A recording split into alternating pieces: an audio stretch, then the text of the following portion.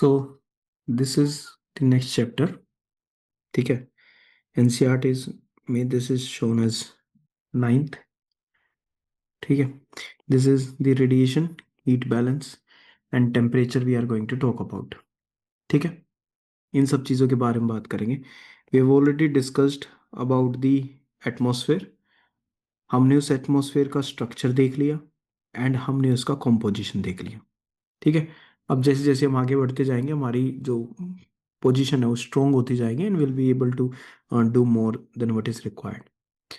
सबसे पहले ना अपने सामने जो कॉन्सेप्ट है ना इसको देखना और इसको समझने की कोशिश करना, because everything will be based on this. Then amount of heat received by different parts is different. ठीक है. अर्थ है ये, this is earth in front of us. अब ये अर्थ जो है यहां पर देर इज सन. ठीक है. एंड सन की जो हमारे पास जो हीट आ रही है, ठीक है, जो भी रेज आ रही है, that is what is, that is insolation. That is what insolation. ठीक है. अब ये इंसोलेशन आ रही है. अर्थ क्या है? It is number one, it is spherical geode shape उसकी है. अब इस चीज को है ना, मतलब ये इमेजिन करवाने के लिए बनाया हुआ है. देखो यहां पर ना ये मान लो एक सिंगल रे है. ठीक है. जब ये ऐसे इस एरिया पर आकर ऐसे टकराएगी तो ये कुछ ए एरिया को कवर कर रही है.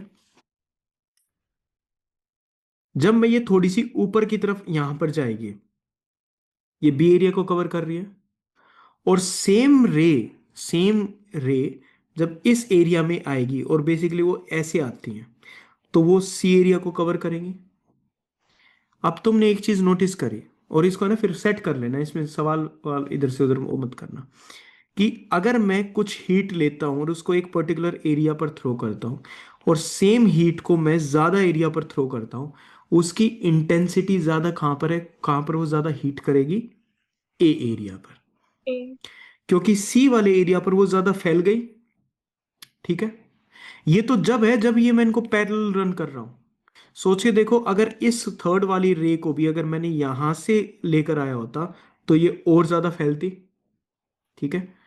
तो तुमने यहां पर एक चीज नोटिस करी कि जितनी ज्यादा परपेंडिकुलर ऐसे होगी कम एरिया पर उतना ही उस एरिया को हीट करेगी, और जितनी ऐसे स्लांटिंग होगी रेज उतने ही ज्यादा एरिया में जो लाइट है वो डिफ्यूज हो जाएगी. डिफ्यूज हो जाएगी मतलब फैल जाएगी. ठीक है. This is what the concept is. पूरी अर्थ पे, पूरी अर्थ का जो सरफेस है उसकी जो मैक्सिमम जो हीट रिसीव्ड है ना वो मैक्सिमम किस एरिया में होती है? That is over the equator और ट्रॉपिकल एरियाज में, जो भी हमने बात की थी. ठीक है. तो there is variation of heat जो अर्थ पे आएगी. इस there is variation of heat जहां जहां पर हीट ज्यादा होगी और जहां पर हीट कम होगी, तो this is variation of heat. इसकी वजह से चेंजेस आएंगे उस जगह के प्रेशर में. कैसे चेंजेस आएंगे वो हम बाद में देखेंगे. ठीक है. बट अभी के लिए तुमने ये बात सीख ली कि अर्थ पे अलग अलग हीट रिसीव होती है, उस हीट रिसीव से वेरिएशन आती है. हर जगह अलग अलग हीट रिसीव हुई है तो वहां पर प्रेशर में चेंजेस आते हैं. ठीक है. एक जगह पर ज्यादा हीट आई है, एक जगह पर कम हीट आई है. ठीक है. जिसकी वजह से क्या क्रिएट हुआ? Pressure differences. एंड फाइनली जब वो प्रेशर डिफरेंस क्रिएट होता है, एक जगह पर हाई प्रेशर बनेगा, एक जगह पर लो प्रेशर बनेगा. एंड जो एयर है, जो एयर के पार्टिकल्स है, they will start to move. कहां से? हाई प्रेशर एरिया से लो प्रेशर एरिया पर. This is known as what? Winds. Moving air is known as wind. Air है, एयर मूव कर रहा है, that is known as wind. Wind कहां से कहां मूव करती है? हाई प्रेशर एरिया से लो प्रेशर एरिया. जब वो विंड मूव करती है, वो उसका जो एयर का पार्टिकल है उसने क्या कैरी कर रखी है? हीट कैरी कर रखी है. ठीक है. तो वो जो विंड्स मूव कर रखी है ना वो क्या करेगी? Transfer of heat. क्या करेगी? Transfer of heat. तो ये एक बेसिक कॉन्सेप्ट हो गया. Heat received, variation, pressure difference. Pressure की वजह से विंड्स मूव करते हैं high pressure to low pressure. Air अपने साथ हीट को कैरी करता है, और जहां पर ज्यादा हीट है वहां से जहां पर कम हीट है उन एरियाज में जो विंड्स हैं वो क्या ट्रांसफर करती हैं, हीट ट्रांसफर करती हैं। ठीक है, इसलिए भले ही इस एरिया को ज्यादा हीट मिले और इस एरिया को कम मिले, तो ऐसा नहीं कि ये बिल्कुल इसमें हीट आएगी नहीं। ठीक है, थोड़ी बहुत तो हीट इसको मिल रही है, प्लस बाकी हीट कहां से ट्रांसफर हो रही है, through the concept of wind which is the transfer of heat. ठीक है, ये आपने बेसिक देख लिया, ये इसका समरी पोर्शन है, चीजें आगे डिटेल में आएंगे। ठीक है, सबसे पहले हम बात करेंगे, और जो जो चीजों के बारे में हमने स्टडी कर लिया ना वो ओके रखना। सोलर रेडिएशन हमने देख लिया था, इलेक्ट्रोमैग्नेटिक रेडिएशन है, उसमें से UV B C, UVA completely pass, B partially, C completely blocked. ठीक है, ओके। सन से तुम देख रहे हो कैसे शो कर रखी है, जिगजैग। वेवलेंथ कैसी होगी, वेवलेंथ शॉर्ट वेवलेंथ होगी। शॉर्ट। जो सन से जो एनर्जी आ रही है उसको हम क्या बोलेंगे, insolation, which is incoming solar radiation. ठीक है, सन से अर्थ का जो सरफेस है, अब अर्थ का सरफेस तुम्हें यहां पर हीटेड नजर आ रहा है, कुछ सरफेस वो हीट अप हो गया। ठीक है, अब जब वो हीट हो गया तो because of the Planck's law Earth के अंदर से भी क्या निकलेंगी, रेडिएशन निकलेगी। लेकिन कम हीट है तो कैसी वेवलेंथ होगी, लॉन्ग वेवलेंथ। लॉन्गर। जो हीट निकलेगी उस हीट को क्या बोलेंगे, टेरेस्ट्रियल रेडिएशन। और यही टेरेस्ट्रियल रेडिएशन एटमॉस्फेयर में ऊपर की तरफ ऐसे ट्रेवल करेगी, because this is the earth atmosphere, blue colour का। ठीक है, प्लैंक्स लॉ क्या है, hotter the body more energy radiate करेगा, जितनी ज्यादा एनर्जी रेडिएट करेगा उतनी शॉर्टर वेवलेंथ होगी। क्लियर हो गया ये वाला पार्ट है। ठीक है, सोलर आउटपुट की बात करेंगे। सन से कुछ एनर्जी अर्थ की तरफ आ रही है, yes, from sun some energy is travelling towards the earth. दो चीजों को ध्यान से पढ़ना है और समझना है। नंबर वन, यहां पर कितनी एनर्जी आई और यहां पर कितनी एनर्जी आई, क्या दोनों सेम होंगी, अलग अलग होंगी। एटमॉस्फेयर के टॉप पर कितनी एनर्जी रिसीव हुई और अर्थ के सरफेस पर कितनी एनर्जी रिसीव हुई, ये दोनों कॉन्सेप्ट्स डिफरेंट है। ठीक है, ये बात याद रखना। हम सोलर आउटपुट की बात कर रहे हैं कहां पर, top of the atmosphere, which layer, this, कि यहां पर कितनी एनर्जी रिसीव होगी। ठीक है, क्या वो हमेशा सेम होगी, नहीं वो हमेशा सेम नहीं होगी। तो देखते हैं वो कैसे। Solar output received at the top of the atmosphere varies in a year. ठीक है, ज्यादा तो फर्क नहीं पड़ता हालांकि, बट वेरिएशन तो है ना। ठीक है, ओके। किस, ये वेरिएशन क्यों होती है, because of the distance between the Earth and the sun. मैंने इसको दूर कर दिया तो यहां पर टॉप ऑफ द एटमॉस्फेयर पे कम एनर्जी रिसीव होगी, मैं इसको पास कर दूंगा तो यहां पर एनर्जी ज्यादा रिसीव होगी। ठीक है, इसके लिए ये वाला अपना डायग्राम काम आता है, जिसमें क्या है कि ये सन की लोकेशन है। ठीक है, ये अर्थ की लोकेशन है उन दिसंबर, सितंबर, मार्च एंड जून वाला पार्ट। ठीक है, इस पर्टिकुलर पॉइंट पे, इस पर्टिकुलर पॉइंट पे, क्योंकि वो टिल्टेड बाहर की तरफ है, 4 जनवरी को, 3 और 4 जनवरी, ठीक है, अंदाजे से।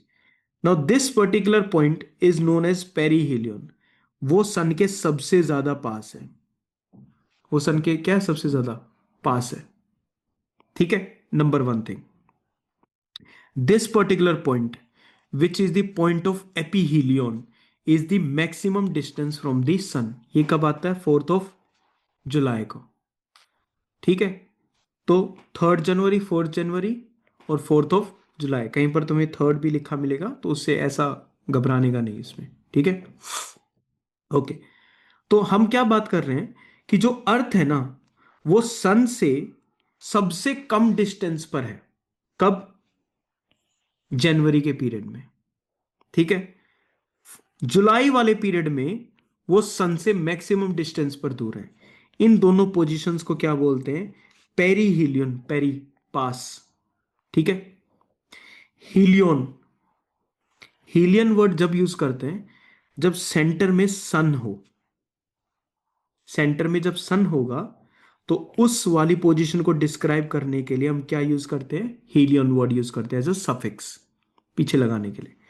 पेरीहीलियन मतलब near the sun, aphelion far away from the sun. Dates को याद कर लेना। तो अगर अर्थ सन के बहुत ज्यादा पास होगी तो टॉप ऑफ एटमॉस्फेयर पे ज्यादा सोलर आउटपुट रिसीव होगा, अगर वो दूर होगी तो कम रिसीव होगा। तो on the top of the atmosphere variation किस बेसिस पर आएगा? Distance between the Earth and the sun. Perihelion पे ज्यादा इंसोलेशन, एपीहीलियन पे less insolation compare to perihelion. Clear हो गया भाई? सर ये कैसे आता है सर? क्या चीज? सर पेरीलियन जो सर है जब सन नजदीक होता है, बॉस होता है, हाँ, लेकिन जनवरी में तो ठंड होती है। हाँ।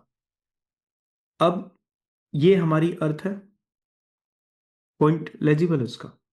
ये हमारी अर्थ है, ये सन का ऐसे करके है, सन यहां पर है, सेंटर में नहीं है सन, सन इस एरिया में। मैंने बोला कि ये 3 जनवरी का पीरियड है। अब इस टाइम पे अर्थ, तुम सोच रहे हो ऐसे, ये सन है, earth on 3 January is like this. कैसे? वो ऐसे। तो जो नदर्न हेमिस्फेयर है जहां पर हम रहते हैं जनवरी के पीरियड में, वो ऐसे हो गया, टेढ़ा हो गया, ऐसे। दिस इज द सन, ठीक है, दिस इज द अर्थ का स्फेयर है, वो टिल्टेड है ना अर्थ, इस वाले पोर्शन में ऐसे टिल्टेड है, ठीक है। तो वो ऐसे है।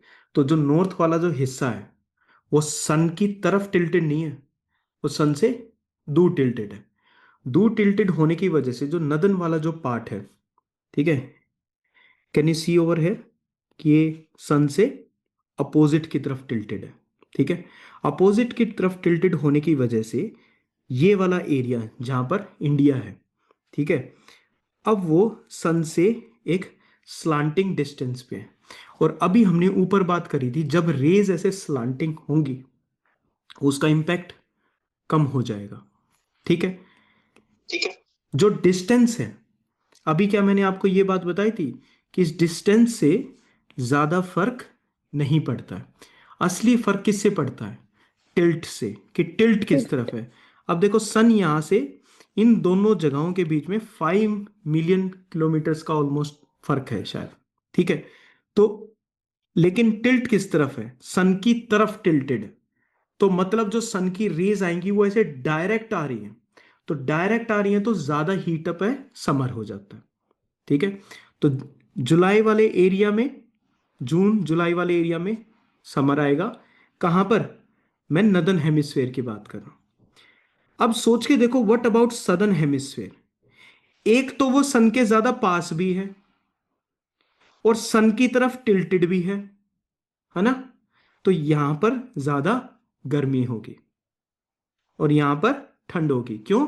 Because it is tilted away from the sun. Clear हो गया ये वाला पॉइंट? ठीक है, ओके। आगे ना नदीम समझ में?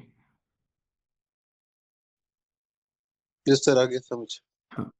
तो it is because of the earth's tilt that even on 3rd 4th of January being on a perihelion position we are still having winter। Winter कहां पर?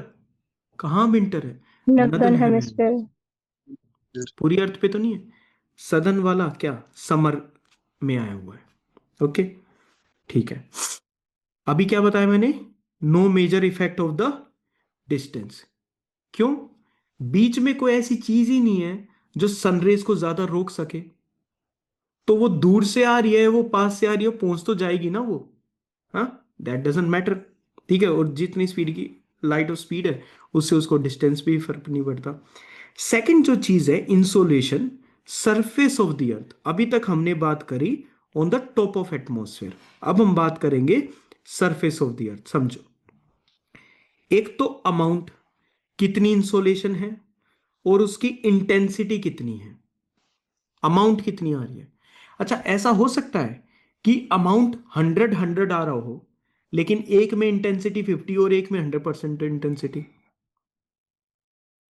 अरे अभी slanting, direct, yes sir, slanting perpendicular, में तो कम जाएगी ना intensity. तो ये 100 है, दिस इज 100 रे।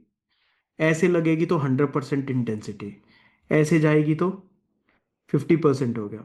और मैं इसको अगर और ऐसे कर दूंगा, टिल्ट कर दूंगा अर्थ को, तो ये रेज बिल्कुल स्लांटिंग होगी, लाइट डिफ्यूज होगी। दूसरी चीज अगर तुमने यहां नोटिस करी हो कि अगर मैं यहां पर ऐसे करके एक एटमोस्फेयर बना दूं, तो what is the distance travelled by sunlight, this, है ना, and this is the distance travelled by sunlight.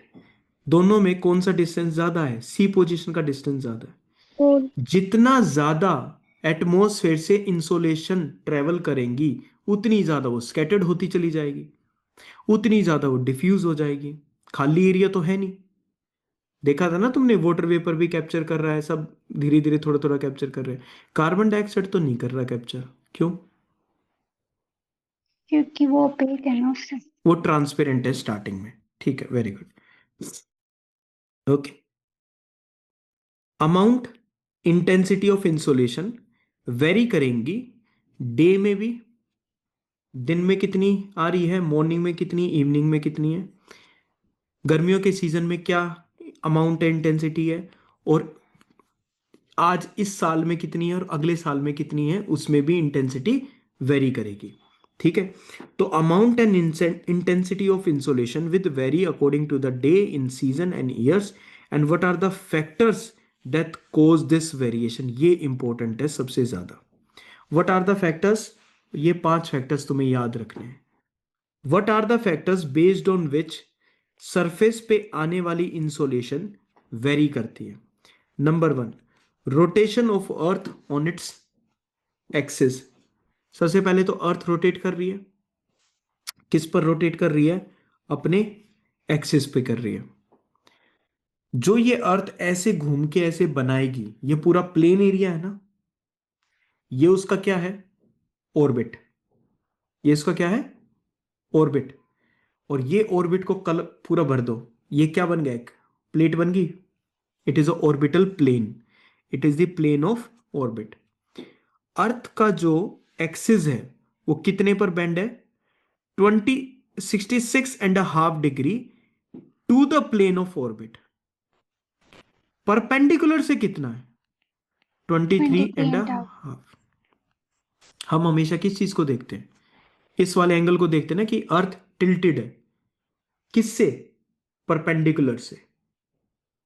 Perpendicular से 23 है, लेकिन ऑर्बिटल प्लेन से कितनी है, 60 से। तो एग्जामिनर इस वर्ड को चेंज करके इस डिग्री को चेंज करवा सकता है, तो आप इस पर डबल ध्यान दीजिएगा, ठीक है। अच्छा, वो टिल्ट हुई हुई है, तो क्या टिल्ट होने की वजह से हर जगह डिफरेंट डिफरेंट सनलाइट मिलेगी? अभी हमने देखा, अगर टिल्ट सन की तरफ है तो ज्यादा सनलाइट, टिल्ट उससे दूर है तो कम सनलाइट। तो इंटेंसिटी किस पे डिपेंड करती है, अर्थ के रोटेशन और उसकी एक्सिस पे। ठीक है, number 1। Second, angle of inclination of sun rays. अगर सनरेज किसी एरिया में डायरेक्ट लगेंगी तो ज्यादा इंटेंसिटी, स्लैंटिंग लगेंगी तो कम इंटेंसिटी। जितनी ज्यादा, ये कौन सा लैटिट्यूड है, बीच वाला, 0 डिग्री, इक्वेटर। इक्वेटर। इक्वेटर। 1 2 3 4 5 ऐसे करके 90। ठीक है, जितनी ज्यादा लेटीट्यूड को मैं बढ़ा दूंगा, उतनी सनरेज क्या हो जाएंगी, स्लांटिंग होती चली जाएगी। तो higher the latitude, less the, अभी एंगल कितना है सनरेज का और सरफेस का, 90 डिग्री। अब एंगल क्या हो गया, कम सरफेस हो का और इसका कम हो गया। 90 से तो कम ही हो जाएगा, और फाइनली वो क्या हो जाएगा, 0 हो जाएगा, उसके टच ही नहीं आएगा। तो जितना ज्यादा लेटीट्यूड बढ़ेगा, उतना एंगल घटेगा, उतनी ही ज्यादा रेज स्लांटिंग होगी। रेज अगर स्लांट होगी तो ज्यादा एरिया कवर करेंगी, ज्यादा एरिया कवर होगा तो सेम एनर्जी ज्यादा एरिया में डिस्ट्रीब्यूट होंगी। तुमको समझ में आ गई ये वाली बात, जो अभी तक हम धीरे धीरे करते आए हैं। ये सन है, ये देखो ये वाला एरिया और इस वाले एरिया में फर्क है, नंबर 1। दूसरा, ये परपेंडिकुलर है, ये स्लांटिंग है, ठीक है। लेस, एक ये भी चीज आ जाएगी कि अगर स्लांटिंग होगी तो उसको देखो, ये ब्लैक वाला एरो और ये वाला एरो, ये दोनों में ये ज्यादा बड़ा है, तो स्लांटिंग रेस को ज्यादा एटमॉस्फेयर को पार करना पड़ेगा और परपेंडिकुलर रेस को कम एटमॉस्फेयर को पार करना पड़ेगा। तो less distance pass through the atmospheric layer, it means less absorption, less scattering and less diffusion, ठीक है। कम डिफ्यूज होगी, लाइट जितनी ज्यादा कंसेंट्रेटेड रहेगी उतनी ज्यादा वो अच्छे से इंपैक्ट करेगी, ठीक है, समझ गए। मोर एरिया कवर जहां पर करती है, एनर्जी वहां पर ज्यादा डिस्ट्रीब्यूट होगी, ठीक है। These are the slant rays. Clear हो गया भाई, ये वाला ऐसे पूरा का पूरा ऐसे। थर्ड क्या है, लेंथ ऑफ द डे। पोल के जो एरियाज होते हैं 90 डिग्री नॉर्थ, 90 डिग्री साउथ, ठीक है। अब वो अर्थ ऐसे है, ठीक है। अब वो यहां पर रोटेट कर रही है, लेकिन ये वाला हिस्सा तो ऐसे ही रहेगा ना, अंदर की अर्थ रोटेट कर रही है ना, ऊपर का ये पॉइंट तो सन की डायरेक्शन में ही रह रहा है।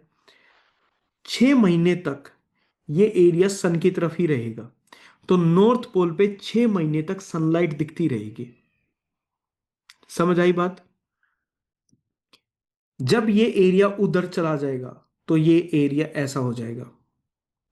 अब ये साउथ पोल 6 महीने तक सनलाइट में रहेगा कॉन्टिन्यूसली, ठीक है।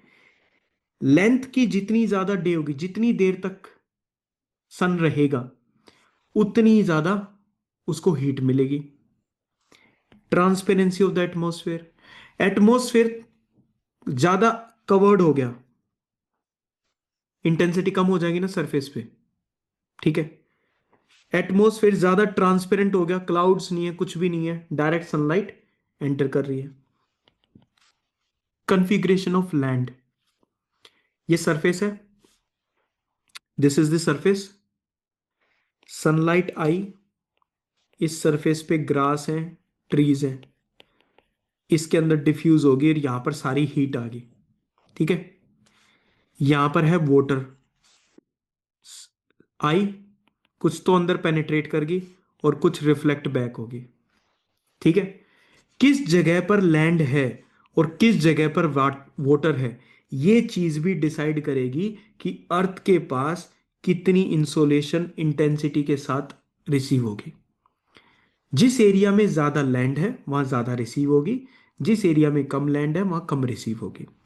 तो जो टोटल वेरिएशन है, what are the factors which cause the variation on the surface of the Earth, rotation on the axis, sun की रेस का inclined angle, length of the day, transparency of atmosphere and configuration of land, ठीक है। These are the 5 factors जिसकी वजह से कितनी intensity के साथ कितने अमाउंट की लाइट रिसीव होगी, वो सब क्या करती है, they vary. Got it. Yes sir. Okay, अब एक चीज देखते हैं, passage of solar radiation through the atmosphere. Atmosphere से जाने लग रही है ना सनलाइट, ठीक है। तो now what will happen, there are some very small suspended particles, इधर उधर घूम रहे कुछ डस्ट पार्टिकल्स घूम रहे हैं, छोटे छोटे पार्टिकल्स। जब लाइट उन पार्टिकल्स को टकराएगी, ठीक है, जिस साइज का वो पार्टिकल है और जिस साइज की उसकी वेवलेंथ है, ठीक है, इन सब चीजों पे डिपेंड करेगा कि वो उससे टकरा के स्कैटर होगी या नहीं होगी। आई बात समझ में। अगर मैं वेवलेंथ इंक्रीज कर दूं तो ये किसी टाइप के पार्टिकल्स के साथ टकराएगी। अगर मैं वेवलेंथ चेंज कर दूं तो ये कुछ डिफरेंट पार्टिकल्स के साथ टकराएगी। ये समझ में आ गया किस्सा। जब ये इसके साथ टकराएगी तो ये लाइट यहां से स्कैटर करेगी, ये वाली ये लाइट स्कैटर करेगी। कौन सी लाइट स्कैटर कर रही है ये पार्टिकल के साइज पे डिपेंड करेगा। प्लस ये डिपेंड करेगा लाइट कब आने लग रही है, किस टाइप की लाइट आने लग रही है। ठीक है, तो स्मॉल पार्टिकल से स्कैटर करते हैं, कुछ पार्टिकल्स के साथ स्कैटर होने के बाद लाइट वापस स्पेस की तरफ चली जाती है, और कुछ के टकराने के बाद वो अर्थ के सरफेस की तरफ आ जाती है। तो जो लाइट है, सोलर रेडिएशन है, वो जो विजिबल स्पेक्ट्रम है, तुम्हें वो विजिबल लाइट याद है, ऐसे करके शो कर रखी थी, विबज्योर। यहां पर इंफ्रारेड थी, यहां पर अल्ट्रावायलेट थी, ultraviolet, X rays, gamma rays, microwave, radio. ठीक है, फिर ये ऐसे शो हो रखा था। यस, अब तुम खुद देखना इस चीज को, इस एरिया में क्या है, वॉयलेट, ब्लू, इंडिगो, ये सब कलर हैं, ब्लूइश कलर हैं सारे के सारे। जो हमारे एटमॉस्फेयर में, जो हमारे एटमॉस्फेयर की अगर मैं बात करूं, अब इन दोनों चीजों को समझना, वो डायरेक्ट ऐसे दिन के टाइम पे लाइट ना, ऐसे सन बिल्कुल एटमो अर्थ के ओवरहेड आ गया ना 12 नून पर, तो ऐसे आएगी, कम एरिया है तो सिर्फ थोड़ी सी जो इधर वाली जो लाइट है वो स्कैटर होगी। ठीक है, सनराइज एंड सनसेट पे वो स्लांटिंग वे में एंट्री कर रही है और एग्जिट कर रही है। ठीक है, ज्यादा स्कैटरिंग होगी, रेडिश कलर होगा। तो सनलाइट, जो सनरेज है, तुमने स्काई का कलर देखा होगा ड्यूरिंग सनराइज एंड सनसेट, वो थोड़ा सा रेडिश होता है, because light has to travel more through the atmosphere. दिन के टाइम पे वो ब्लू कलर का स्काई दिखाई देता है, उसको डायरेक्टली कम होना है। तुम्हें जिस समझने का गेम क्या है कि जो सोलर रेडिएशन है वो हमारे एटमॉस्फेयर से होकर आती है, लाइट स्कैटर होते हैं, कुछ लाइट स्कैटर होकर स्पेस में चली जाती है, कुछ अर्थ के सरफेस पे चली जाती है। ठीक है, हमारा जो एटमॉस्फेयर है वो शॉर्ट वेव के लिए ट्रांसपेरेंट ऑलमोस्ट, उसको अंदर आने देता है लाइट को। हमारा एटमॉस्फेयर शॉर्ट वेव्स के लिए ट्रांसपेरेंट है। Yes sir. हाँ, ट्रोपोस्फेयर के अंदर क्या क्या है, वाटर वेपर, ओजोन है, गैसेस हैं, ये लगभग लगभग लाइट्स को क्या कर लेते हैं, एब्जॉर्ब कर लेते हैं। ठीक है, जिससे कि टेम्परेचर इंक्रीज हो जाता है। और ये जो स्कैटरिंग हुई है लाइट की हमारे एटमॉस्फेयर में, इसी की वजह से blue colour of the sky होता है, और इसी की वजह से red colour during sunset and sunrise होता है। So this is happening because of what, scattering of scattering. Light. इसको याद रखना, इस पॉइंट को, ये तुमसे बहुत एग्जाम से कहीं भी पूछ सकते हैं। Blue colour, red colour of the sky is because of the scattering of light. ठीक है,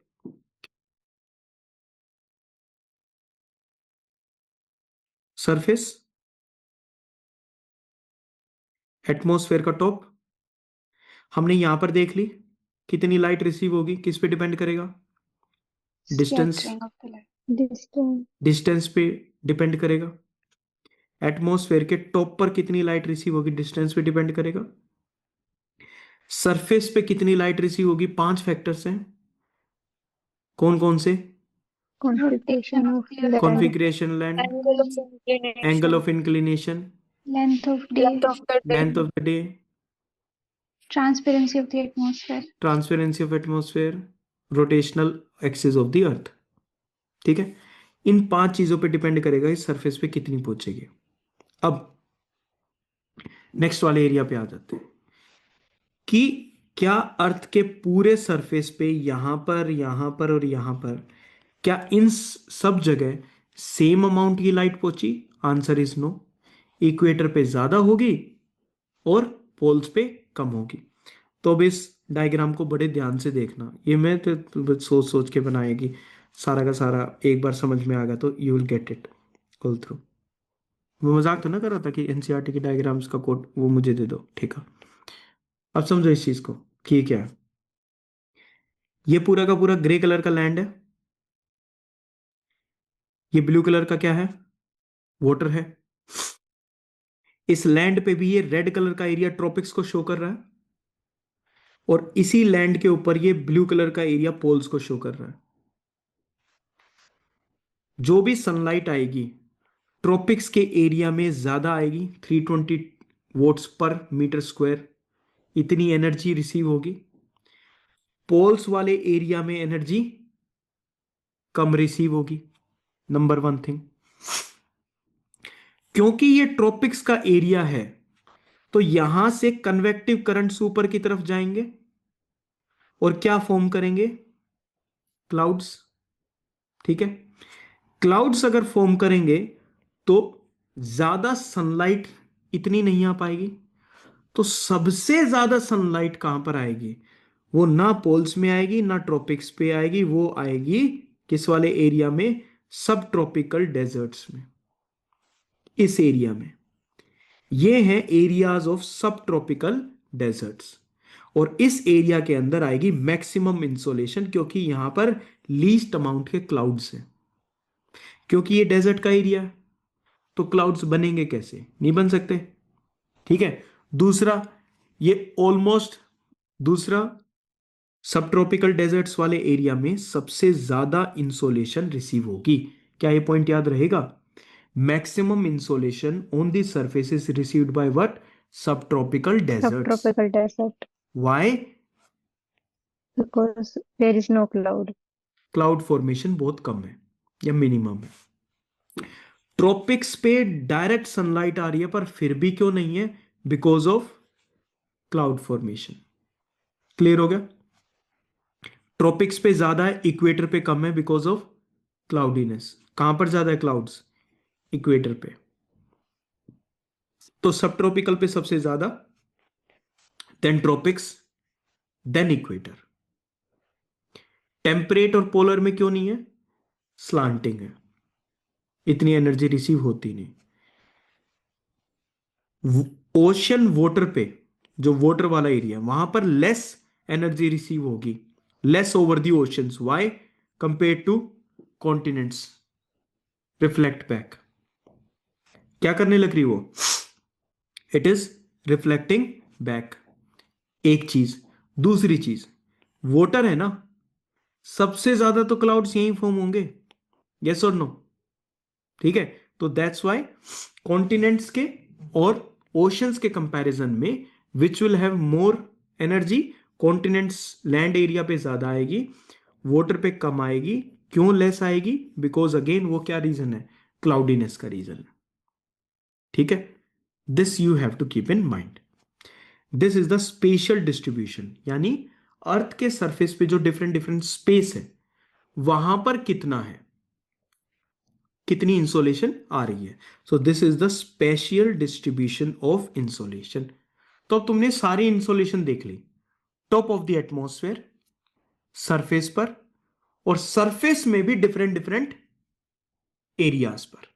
गॉट इट? ठीक है, ये और कर लेते हैं, लास्ट एक ना, वैसे कर लिया था हमने, थोड़ा बहुत कर ले। Heating and cooling of the atmosphere. Surface तो देख लिया ना, गर्म ठंडा कैसे हो रहा है, हाँ? एटमॉस्फेयर कैसे हीट और कूल हो रहा है, उसके सबसे ए पे आएगा कंडक्शन। कोई भी दो बॉडीज हैं, एक बॉडी ज्यादा गर्म है, दूसरी बॉडी कम गर्म है, तो हीट इस बॉडी से निकल के इस बॉडी में ट्रांसफर हो जाएगी। इस प्रोसेस को क्या कहेंगे? कंडक्शन। एक बॉडी से हीट कंडक्ट होते हुए दूसरी बॉडी में जाएगी। ये कब काम करेगा? जब दोनों की दोनों बॉडीज ऑलमोस्ट ऑलमोस्ट एक साथ हो, तभी तो कंडक्शन हो सकती है, दूर में तो नहीं हो सकती ना।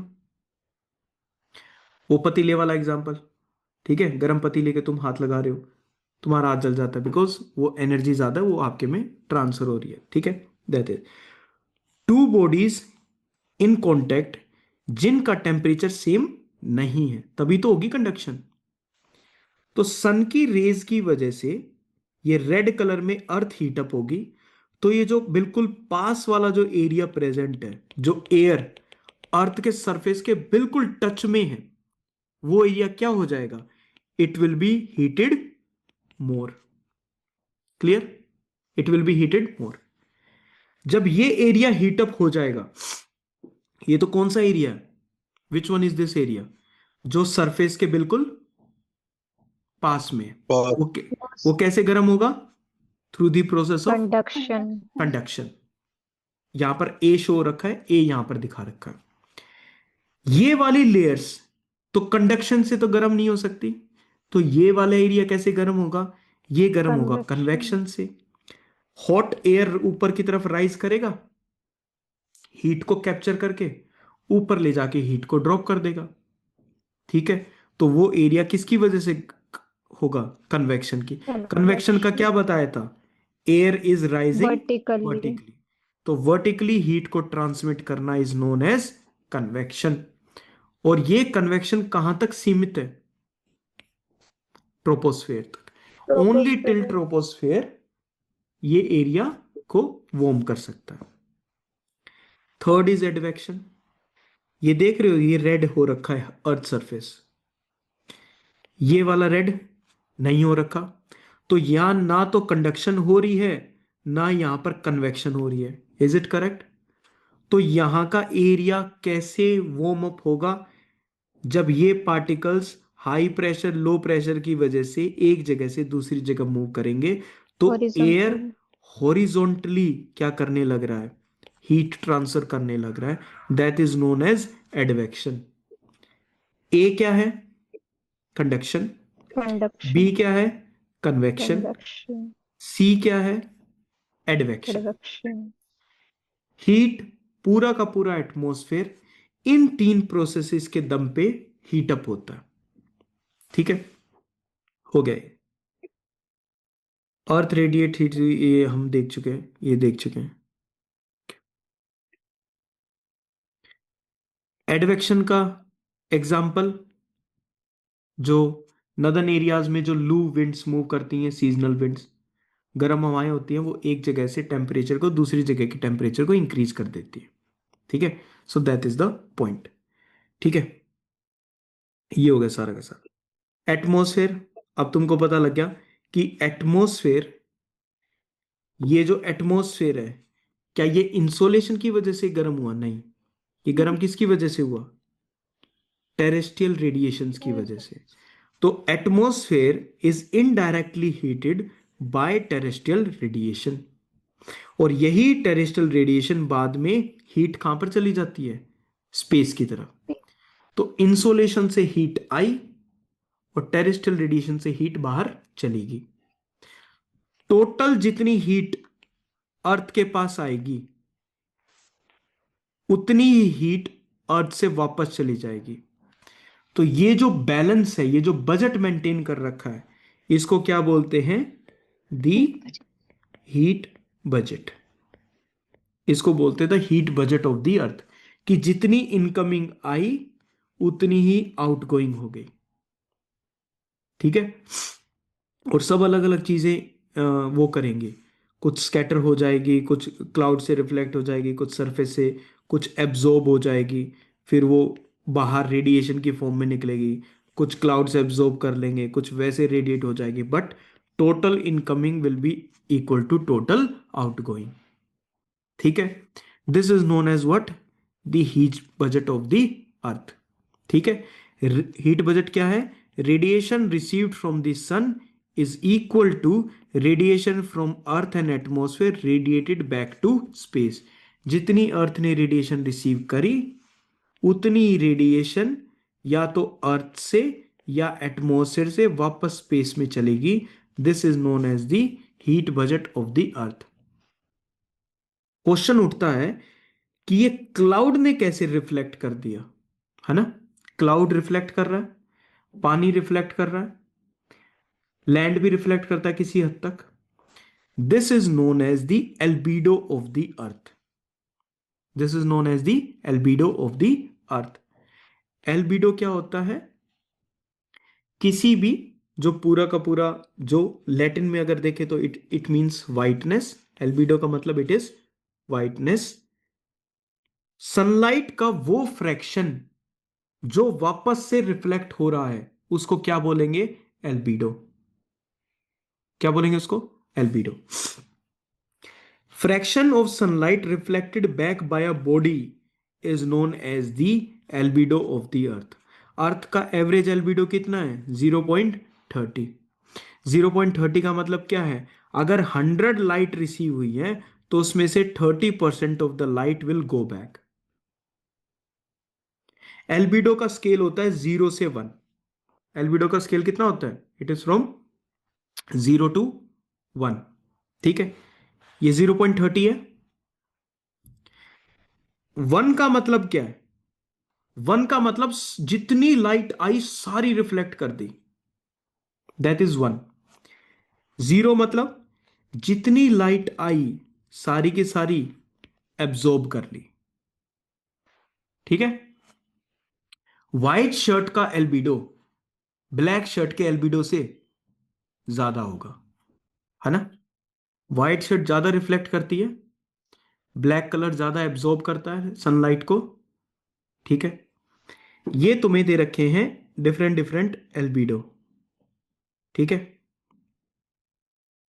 सबसे ज्यादा जो है, अगर मैं वैसे उसकी बात करूं, वैसे तो एल्यूमिनियम करता है सबसे ज्यादा, बट अगर मैं वैसे देखूं नेचुरल उसमें, तो जो फ्रेश स्नो होती है, फ्रेश स्नो जो होती है उसका सबसे ज्यादा एल्बिडो होता है। ठीक है, ग्रीन ग्रास का ज्यादा एल्बिडो होता है बेयर सॉइल से, बिल्कुल खाली है, ग्रीन ग्रास ज्यादा रिफ्लेक्ट कर देगी। ठीक है, ये क्या है? डिफरेंट डिफरेंट एल्बिडोज तुम्हें दे रखे हैं। ठीक है, एल्बिडो के बारे में तुम्हें पता लग गया, इसके बारे में पता लग गया। बाद में तुम्हें एक वो भी मिल जाएगी कि जैसे स्नो है उसका 0.9 है, सोयल का 0.2 है, ओशन का 0.06 है, सी आइस का 0.6 है। तो ऐसे करके it is having different different albedos. ठीक है, एल्बिडो को बस दिमाग में, नहीं ये वाली नहीं, ये तो शो करने के लिए, बाद में एक टेबल मिल जाएगी, कभी सामने आ जाएगी, तो उससे अगर चाहो तो। लेकिन वो कैसे सोल्व हो सकती है? अगर ये एक दो चीज़ें याद कर लो तो। एल्युमिनियम का फ्रेश स्नो से भी ज़्यादा होता है, वैसे फ्रेश स्नो का ज़्यादा मिलेगा, ग्रीन ग्रास का बेयर सॉइल से ज़्यादा मिलेगा। तो इसमें तुम्हें ये सारी की सारी चीज़ें पता लग सकती है। ठीक है, ये हो गया। तो यहां तक इसको कर लेना। This is the point till where you have to complete it. ठीक है, ये हमारा आज का पॉइंट हो गया।